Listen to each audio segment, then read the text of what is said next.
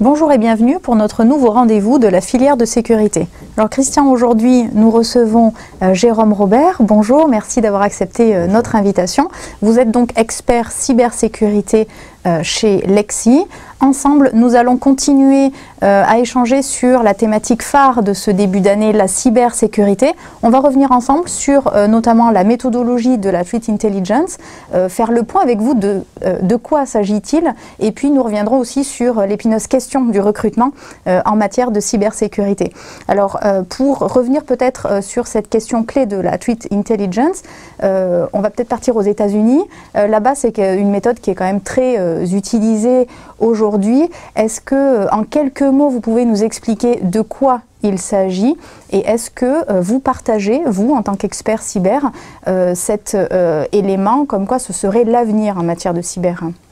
Bien sûr. Alors, en quelques mots, la Threat Intelligence, c'est du renseignement. Ça, c'est la traduction assez littérale. C'est du renseignement, c'est-à-dire que pour les entreprises, c'est un changement de posture assez radical. Aujourd'hui, elles gèrent leur défense en regardant ce qui se passe à l'intérieur de l'entreprise. Alors, elles ont des périmètres qui sont plus ou moins éclatés maintenant avec le nomadisme, mais elles regardent quand même ce qui se passe sur leur périphérique, leur réseau, leur messagerie, chez leurs employés. Et sur cette base, elles prennent des décisions de sécurité. Elles essayent de murer un peu plus les endroits qui leur paraissent stratégiques. La Threat Intelligence, c'est un petit peu la conception inverse, c'est-à-dire c'est de dire on va arrêter de se regarder le nombril et on va commencer à s'intéresser à ce qui se passe à l'extérieur. Que font, quelle est l'attitude, quelles sont les tactiques des réseaux cybercriminels qui visent particulièrement mon entreprise ou mon secteur d'activité. Et en fonction de cette information, de ce renseignement qui vient de l'extérieur, alors je vais adapter mes propres tactiques de défense. Je vais arrêter de définir mes tactiques de défense en fonction de ce que je pense, de mon intime conviction de ce qu'est la menace. Je vais me baser sur une vraie analyse de ce qui se passe à l'extérieur. Alors cette méthode, est-ce qu'elle est utilisée en France dans les groupes ou c'est encore très embryonnaire? Alors c'est embryonnaire. En France, bon, vous avez une segmentation du marché assez classique et vous avez des groupes très matures en sécurité, typiquement énergie, aéronautique, défense et tout le secteur bancaire, banque, assurance, finance. Là, on a des acteurs matures qui font face à des menaces organisées, qui font elles-mêmes beaucoup de renseignements. Aujourd'hui, c'est ça dont on parle. Hein. Les hackers savent exactement que font les entreprises, quels logiciels de sécurité elles utilisent, que font leurs employés grâce aux réseaux sociaux professionnels, etc. Et sur la base de ces informations, vont concevoir des attaques qui sont vraiment efficaces parce que conçues spécifiquement pour l'entreprise. Il s'agit en fait de renverser ce paradigme. Les boîtes les plus matures en France font cette démarche, mais ça reste assez rare. Alors pourquoi finalement sommes-nous un peu frileux? C'est un changement de mental, ce sont des problèmes qu'il n'y a pas assez d'acteurs qui apportent cette plus-value. Quelle est la raison pour laquelle ça ne démarre pas plus vite? Alors elle est complexe. D'une manière générale, pour revenir à votre point sur l'Amérique du Nord, d'une manière générale, les pays anglo-saxons, et en particulier les États-Unis, ont toujours été un petit peu en avance par rapport à l'Europe et la France en matière de sécurité.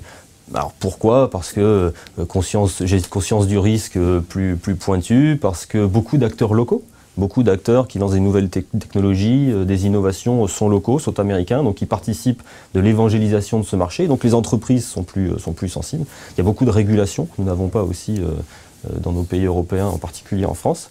Et du coup, on voit plus ces solutions utilisées outre-Atlantique qu'en France. Mais ça vient. Alors, est-ce que, tout à l'heure je vous demandais, est-ce que pour vous c'est l'avenir en matière de cyber? Est-ce que c'est la Threat Intelligence seule? Est-ce que c'est plutôt vers un modèle hybride? Et est-ce qu'aujourd'hui Lexi, que vous représentez, intervient et propose ses compétences sur le développement de cette méthodologie? Alors sur l'avenir, il me paraît évident, au regard de ce que font justement nos amis outre-Atlantique, mais également des conflits analogue un petit peu à celui qu'on vit en cybersécurité. Il y a d'autres, c'est une lutte très asymétrique qu'on mène avec des groupes très précis. Nous, on ne peut pas mettre un gendarme électronique à chaque coin de réseau. Donc il faut qu'on sache comment agissent nos adversaires pour savoir où concentrer nos forces. Et ça, ce sont des tactiques de combat, de défense traditionnelles qu'on voit dans des conflits beaucoup plus classiques. Donc il n'y a pas lieu de croire que dans notre domaine, la réponse ne soit pas aussi pertinente qu'elle l'est par ailleurs, dans d'autres secteurs. Le second point sur la pertinence, alors je ne pense pas que dire que c'est l'avenir, c'est beaucoup trop parce que j'aime assez peu le côté on a trouvé la silver bullet et ça y est, on va tout régler grâce à une nouvelle technologie, une nouvelle approche. Non, c'est évident que non, c'est ce que vous évoquiez dans votre question. Ça fait partie d'un tout. Aujourd'hui, ce serait une erreur considérable de ne pas intégrer cette threat intelligence dans l'ensemble de sa démarche sécurité, de ne pas s'en servir pour alimenter ses équipements de sécurité de type pare-feu, de type antivirus, dans l'analyse des incidents de sécurité dans les SOC des entreprises par exemple. Ceci étant dit, acheter un service de threat intel, cocher la case et se dire je suis sécurisé, ça marche pas, ça n'a jamais marché pour aucune solution. Alors la deuxième question, le deuxième point qui nous intéresse aujourd'hui, c'est le recrutement. Alors on l'a dit tout à l'heure, c'est une question épineuse, il y a de grosses difficultés, pourtant il y a des besoins considérables. Alors à votre niveau, et peut-être même les différents acteurs, les autres entreprises que vous pouvez côtoyer, quelles sont aujourd'hui les problématiques que vous recrutez, que vous rencontrez? Est-ce que c'est le profil qui ne correspond pas? Est-ce que c'est les formations? Il n'y en a pas assez, elles ne sont pas assez qualifiantes? C'est essentiellement un problème de production de jeunes ingénieurs, donc de formation. Aujourd'hui, on a un grand besoin de professionnels dans ce secteur. Ce n'est pas un problème de sélection, puisque sincèrement, pour beaucoup d'entreprises, alors là, pas forcément Lexi en particulier, mais pour beaucoup d'entreprises, la question n'est pas de savoir est-ce que je prends le candidat A ou le candidat B, c'est j'ai qu'un candidat qui a bien voulu répondre à mon annonce, donc je prends cette personne-là. En l'occurrence, pour ce qui est de Lexi, on s'en tire plutôt pas mal. Donc Lexi, c'est 212 personnes au moment où je parle à peu près. C'est soit plus de 70 recrutements l'année dernière. C'est beaucoup dans notre secteur. On a un positionnement assez premium. Ces gens-là, bon, il y a plusieurs facteurs qui font qu'on arrive à embaucher des gens ou pas. Il y a un aspect financier, je ne vais pas y revenir, parce que c'est le plus simple, entre guillemets. Enfin, l'équation économique n'est pas simple, mais c'est celui qu'on connaît bien. Mais ces populations, souvent, quand elles sont techniques, ce qu'elles aiment, c'est du challenge. Elles aiment des missions intéressantes. Elles ne veulent pas faire des missions lambda ou elles ne veulent pas se sentir chair à canon sur des missions sans intérêt. Donc il s'agit de... Nous, il se trouve que Lexi, on a un positionnement un peu premium. On nous appelle, on est en général un petit peu plus cher que nos concurrents et on nous appelle sur des missions qui sont du coup un peu plus complexes. Donc on a des missions sympas. Mais c'est cette alchimie qui est difficile à trouver. Les missions sympas, tout en restant abordable, on ne peut pas se décorréler du marché. Il y a un autre aspect, c'est comment vous occupez ces personnels quand ils ne sont pas en mission. Si vous les mettez au bureau 15% de leur temps à faire des emails, ça ne dure pas longtemps ça. Très vite, vous avez des gens qui perdent en compétences ou qui partent, qui sont frustrés et qui s'en vont. Donc vous devez trouver des projets de R&D qui, si possible, ont un débouché business, mais si ce n'est pas le cas, tant pis. Il faut quand même faire des projets un petit peu excitants, travailler sur des drones, sur les voitures, enfin tout ce qu'on voit un peu dans les news sur l'industriel, on fait beaucoup de choses. Et ça, dans le but de maintenir ces ressources en tension, qu'elles continuent à être excitées par leur travail quotidien. Donc vous les intégrez dans le Security by Design? Oui, exactement. On travaille sur beaucoup de choses. Alors, je ne vous cache pas que compte tenu de l'activité de la société, dans le Security by Design, nous, on commence par pirater les matériels ou les softs qu'on reçoit. Donc, on commence par essayer de s'infiltrer, voir ce qu'on pourrait faire et là-dessus développer, qu'est-ce qu'on pourrait utiliser, ce qu'on a piraté pour rebondir sur autre chose, sur les drones, par exemple, des projets de pirater un drone. Bon, ça partie un peu facile, mais envoyer un drone dans une flotte de drones et qu'il arrive lui-même à pirater ses petits copains à côté, etc. Donc on travaille sur des sujets comme ça et la finalité, c'est effectivement ensuite d'aller voir le constructeur ou d'autres et de faire des recommandations pour intégrer la sécurité directement à la conception. Est-ce qu'aujourd'hui, vous avez des connexions, des prises de contact avec justement des universités, des écoles d'ingénieurs? Parce qu'on a du mal à voir comment c'est possible aujourd'hui qu'il n'y ait pas assez de jeunes qui postulent sur cette thématique alors qu'on voit toutes les possibilités qu'il en existe. Et pourtant, donc oui, on fait des salons. Alors on n'est pas, encore une fois, bon, Lexi à notre mesure, avec un peu plus de 200 personnes. On a des relations assez proches, ce que j'appelle assez proches. Vous comprenez, le processus de recrutement dans notre secteur, on est dans la séduction du candidat, plus que dans la sélection, pour reprendre les termes de tout à l'heure. Et du coup, les liens qu'on lie avec les écoles, il ne s'agit pas de dire je vais à votre forum étudiant, je prends un stand.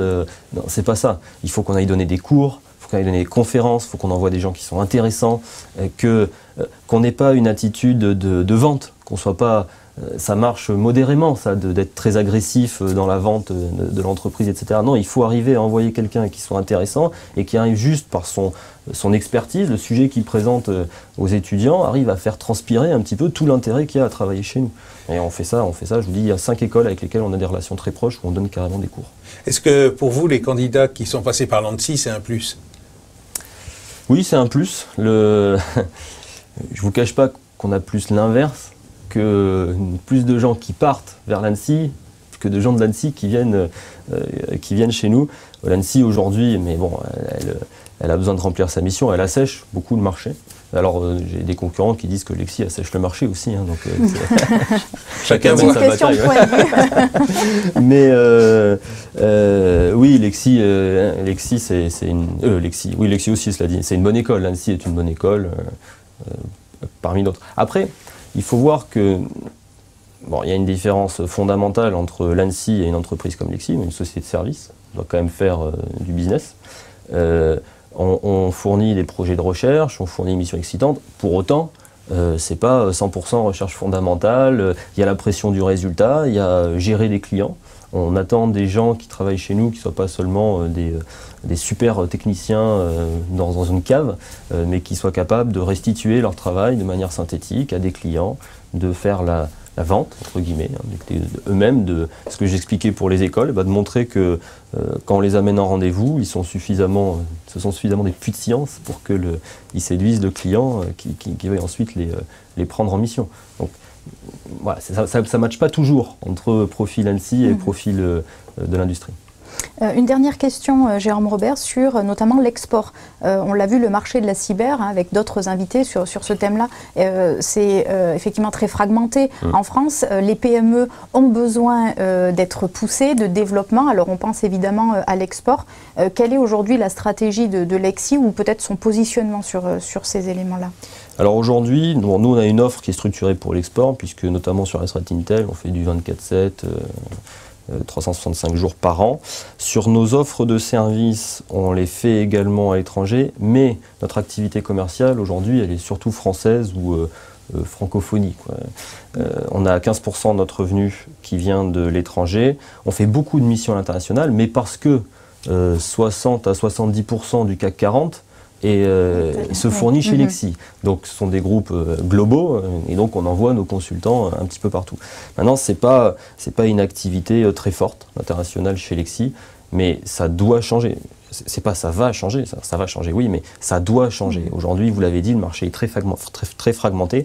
Des acteurs comme nous n'ont pas vocation à rester à notre taille pendant des années. Ça marche pas. Au bout d'un moment, il y a un flétrissement. Vous savez, d'ailleurs, si vous analysez le marché, vous verrez qu'il y a très peu d'acteurs intermédiaires. Vous avez soit des boîtes toutes petites, 8 à 20 personnes, avec des très grosses compétences, très spécialisées.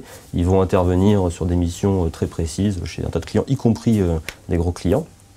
Et puis vous avez ensuite des mastodontes qui font énormément de choses et pas que de la sécurité, mais qui ont aussi de la sécurité. Et en fait, entre deux, il n'y a pas grand monde. Et du vrai spécialiste qui fait que de la sécu, mais qui a une taille critique relativement importante qui lui permet justement de déployer des gens à l'international, etc. Eh ben, vous ne trouvez pas grand monde, parce que c'est un espace, il ne faut pas y rester trop longtemps. C'est dur de garder longtemps le meilleur des deux mondes. Vous êtes un gros expert comme les petits, et vous avez une grosse scalabilité comme les généralistes. Il y a un moment, il faut choisir son camp. Merci beaucoup, Jérôme Robert, d'avoir partagé avec nous à la fois votre expertise et vos recommandations. C'est la fin, Christian, pour nous, de notre rendez-vous de la filière de sécurité. On se retrouve dans quelques jours avec notre prochain invité, qui sera donc Jean-Louis Fiamenghi, directeur sûreté de chez Veolia. Merci de nous avoir suivis. Très belle journée à tous.